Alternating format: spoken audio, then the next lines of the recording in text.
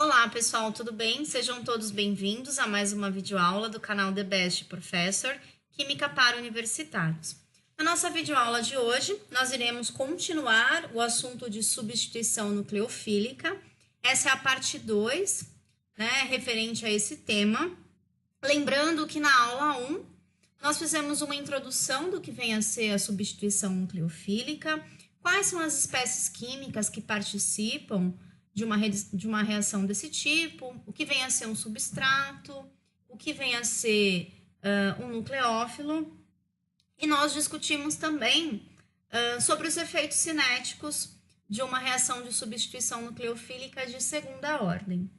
Então, hoje, dando continuidade ao nosso tema, esses são os tópicos, né, que a nossa aula está dividida, e nós vamos começar com um exemplo de substituição nucleofílica, no qual nós temos um carbono metílico. Então, esse exemplo, na realidade, é o mesmo exemplo que nós discutimos na aula anterior a respeito dos efeitos cinéticos. Então, nós vamos falar a respeito da reação do clorometano com o íon OH-, né? Então, o clorometano representa o substrato, o íon OH- representa o nucleófilo, e nós vamos entender como que essa reação acontece. Ou seja, qual o mecanismo, qual é o caminho que esses reagentes seguem para chegar no produto desejado e que influências esse caminho, né, pode afetar na característica do produto desejado. Então, vamos analisar como que essa reação acontece. Então, alguns pontos importantes, né? Nós temos aqui o clorometano, ele apresenta uma geometria tetraédrica, e um ponto importante é a ligação entre o cloro e o carbono, né, entre o carbono e o halogênio, ela é uma ligação polarizada, ou seja, o halogênio ele vai ser sempre mais eletronegativo que o carbono, então nós temos um acúmulo de cargas negativas na região onde está o halogênio, por isso eu tenho, né, uma polaridade aqui, uma carga negativa, e uma carga positiva onde está o carbono. Então, essa é a nossa região polarizada da estrutura. O nucleófilo é uma espécie química que apresenta pares de elétrons livres, seja ele neutro ou aniônico. Mas se ele apresenta pares de elétrons livres, quando ele se aproxima dessa região negativa do substrato, ele sofre repulsão.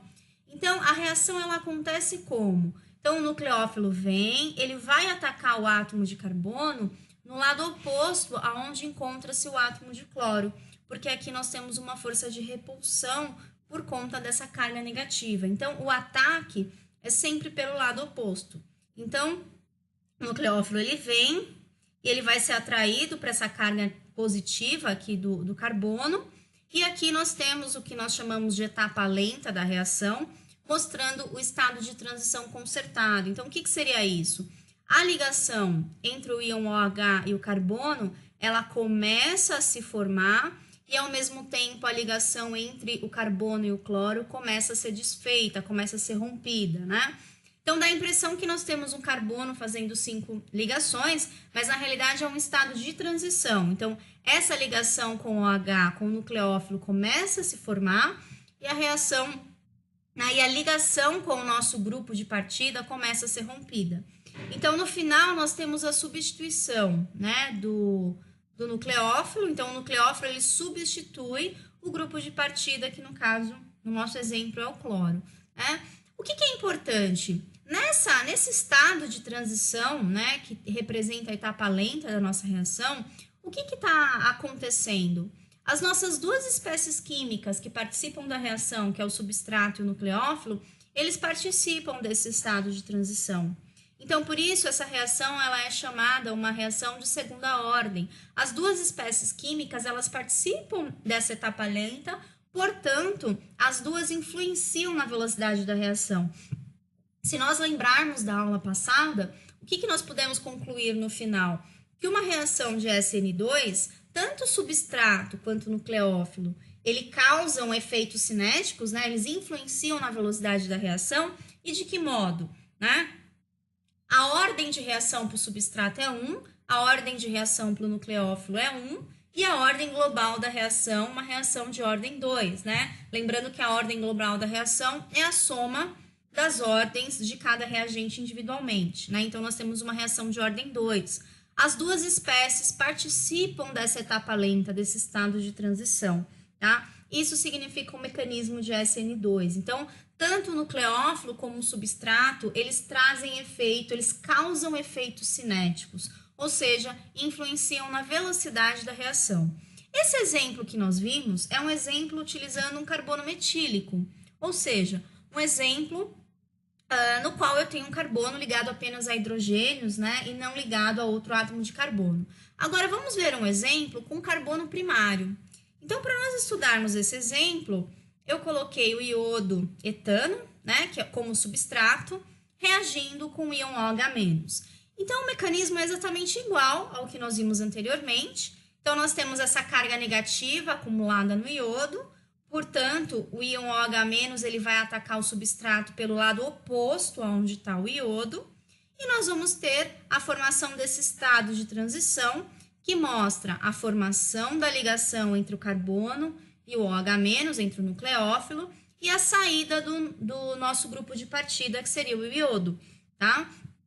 Então, nós vemos aqui essa ligação está sendo rompida, e essa ligação carbono-OH está sendo formada, e com isso nós temos a formação do etanol aqui como produto e a saída do iodo, né?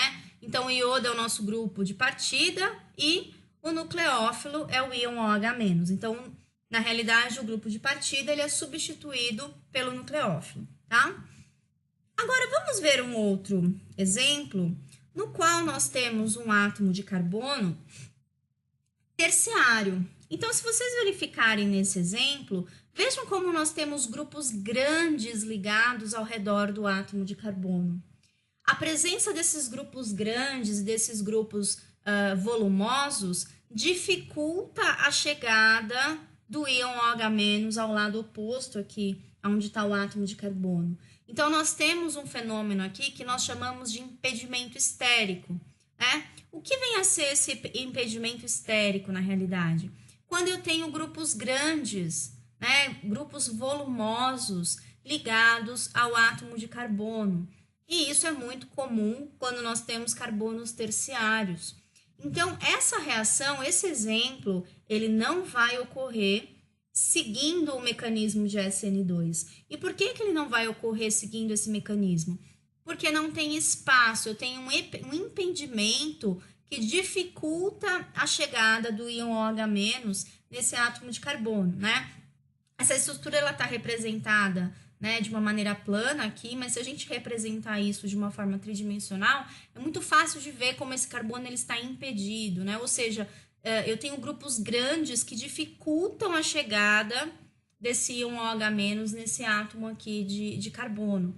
Então, o carbono terciário, ele não reage via SN2, ele tem uma reatividade muito baixa via SN1. Qual vai ser o mecanismo dessa reação? Mais para frente, nós vamos verificar, né?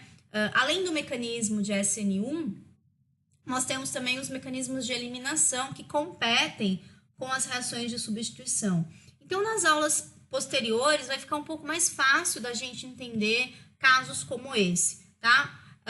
Mas até o momento é interessante que vocês entendam que essa reação ela não vai se proceder por SN2 pelo fato de eu não ter espaço para esse grupo OH- atingir o átomo de carbono. Então, eu tenho um impedimento estérico bastante elevado, tá? Com isso, o que a gente pode concluir, né? Qual é a reatividade de um composto via SN2, tá? Então, nós temos carbono metílico, carbono primário, carbono secundário e carbono terciário. Conforme nós falamos, né? Quanto menos impedido, né, tiver o átomo de carbono, mais fácil da hidroxila atacar esse átomo de carbono pelo lado oposto. Então, isso significa o quê? Que o carbono metílico, ele é o melhor carbono, né, para reagir via SN2. Então, essa reatividade, ela aumenta em que sentido? Seguindo essa seta, do terciário para o metílico. Então, carbonos metílicos e primários reagem muito bem via SN2. Tá? Então, basicamente, esses dois tipos, né, de substratos que apresentam carbono metílico ou primário, são bastante reativos por SN2.